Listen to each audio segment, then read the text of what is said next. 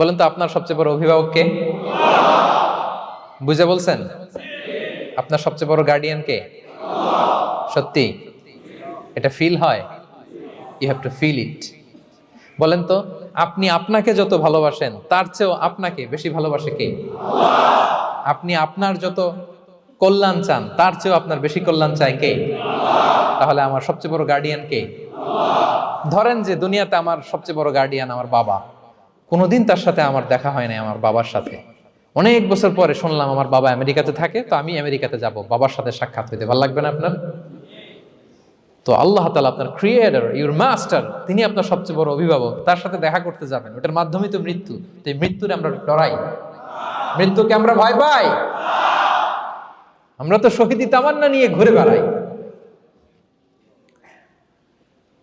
মুমিনরা কখনো ভয় পায় না, হতাশ হয় না, আশাবাদী হয়। Hopeful, B hopeful, B optimistic. আপনার হারাবার কিছু নেই প্রিয় ভাইরা। তাহলে 9 নাম্বার হচ্ছে বিশ্বাসীরা সবসময় হোপফুল হয়, সবসময় আপনি আশাবাদী হবেন। বিষ্ণু ইসলাম বলেন সবসময় আশাবাদী হও, এবং বিষ্ণু বলেছেন আল্লাহর ব্যাপারে বান্দা যেরকম আশা করে আল্লাহ তাআলা তার সাথে ঠিক তেমন আচরণ করে। আপনি তার ক্ষমাশীল আশা করবেন, আল্লাহ আপনাকে ক্ষমা করে দিবেন। হতাশ হবেন কারা কারা? এবার হাত তুলেন। কেউ হতাশ হবেন না? আলহামদুলিল্লাহ বলেন সবাই।